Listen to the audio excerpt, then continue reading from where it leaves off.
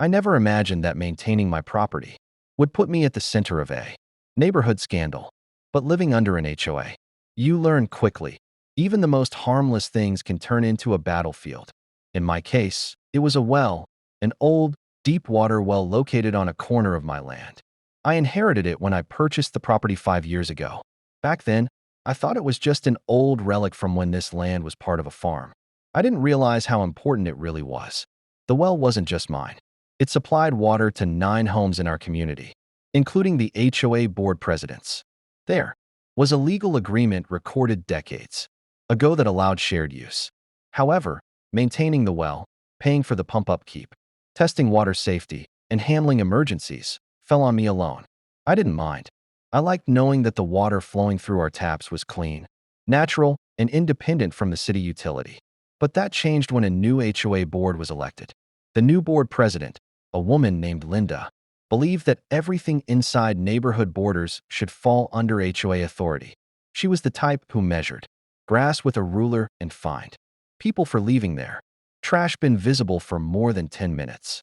So when she found out the well was privately owned, she became obsessed.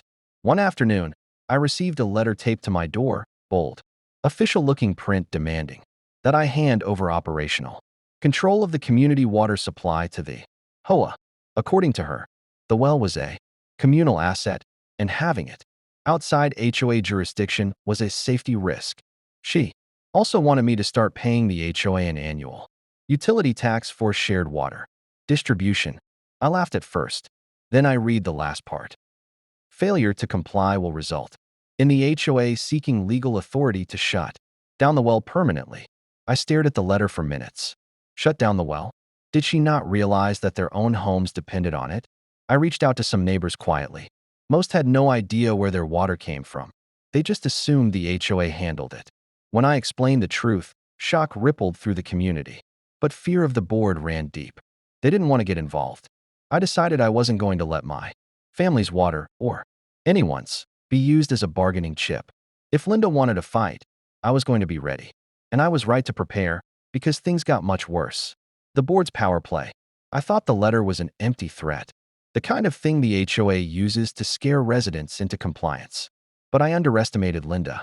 Within a week, she called for an emergency community meeting. Flyers were shoved into mailboxes, and a bold message was posted on the neighborhood bulletin board. Critical water system safety concerns, attendance required. The meeting was held in the clubhouse on a Thursday evening. I arrived early, and the room was already buzzing with tension.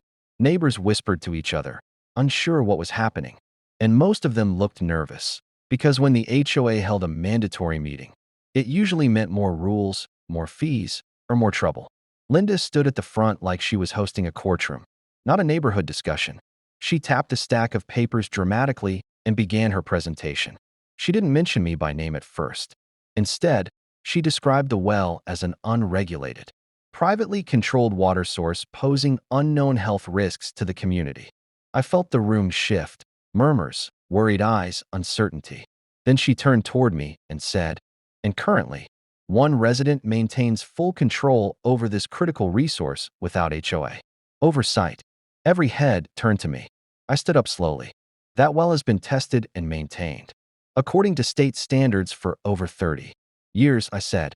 Some of you have lived here long enough to remember when the previous owner managed it. Nothing has changed except the board leadership. But Linda was ready. She clicked a slide showing lab reports, outdated ones from before. I had upgraded the filtration system. They showed slightly elevated mineral levels.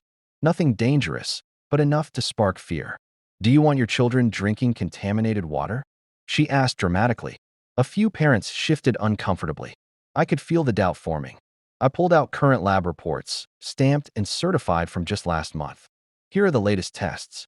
Safe, clean, better quality than city water. Some neighbors looked relieved.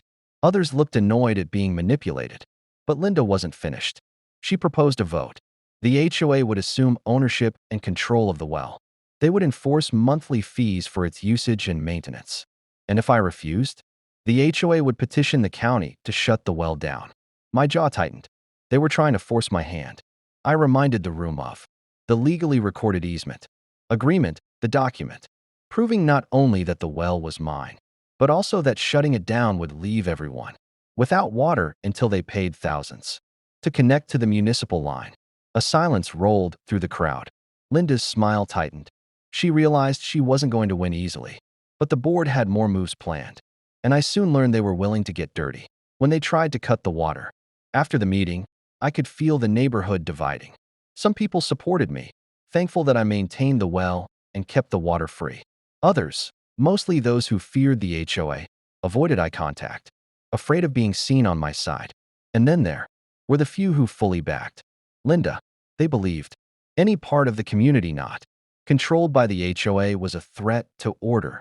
About 2 weeks passed quietly. Too quietly. I knew something was coming. One Saturday morning, just past dawn, I heard metal clanking near the fence line where the well equipment sat. I stepped outside and saw 2 men wearing orange safety vests, crouched near the pump housing.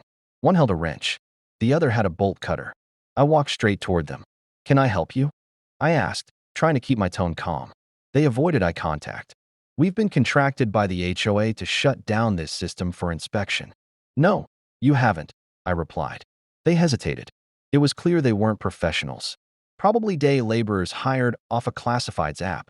The men stepped back when I moved in front of the pump.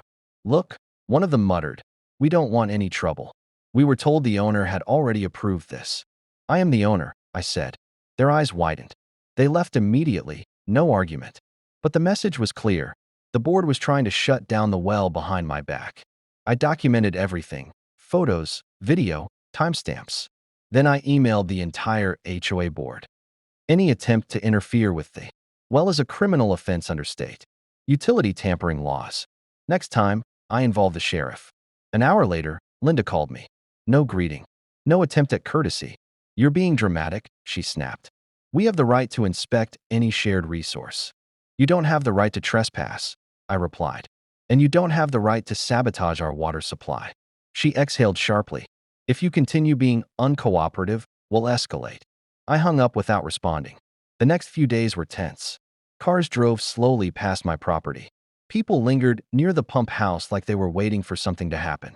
I installed new locks, reinforced the housing with steel brackets, and added security cameras aimed directly at the well.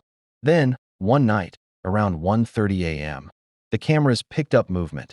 3 figures wearing dark hoodies, moving toward the pump with tools. This wasn't an inspection. This was sabotage, and I was done being defensive. It was time to go on the offensive, turning the tables. The motion sensors triggered an alert on my phone, and I was out the door before the alarm finished sounding. The night was quiet, except for the crunch of gravel under my boots as I moved toward the well house.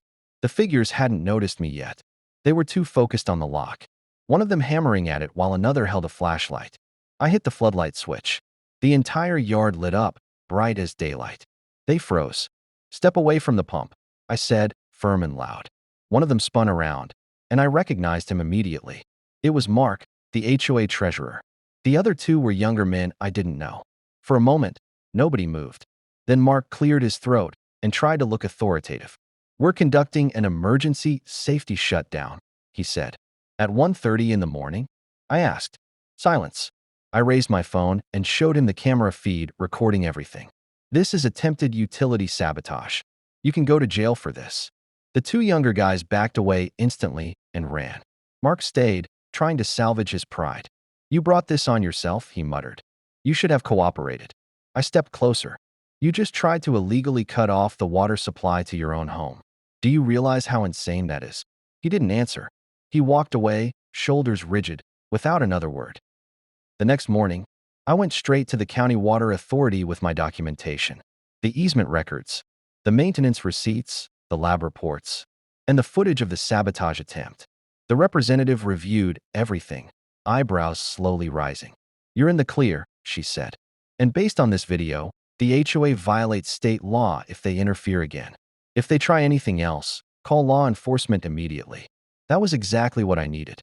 That evening, I requested a special neighborhood meeting, one that didn't require board approval, thanks to a clause in the HOA charter, requiring only a certain percentage of residents to agree. I went door to door, calmly explaining what had happened, not to shame or scare anyone, but to tell the truth. By the time the meeting happened, the clubhouse was packed. I didn't give a dramatic speech.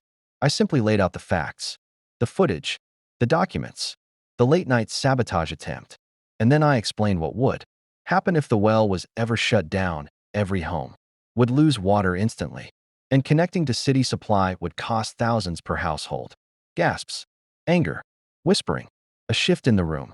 Someone stood and called for a vote to remove the board. The vote passed, overwhelmingly. Linda and her allies were forced to resign that night. The well remained under my care, and the neighborhood finally understood something they had forgotten. Not everything needs control. Some things simply need respect.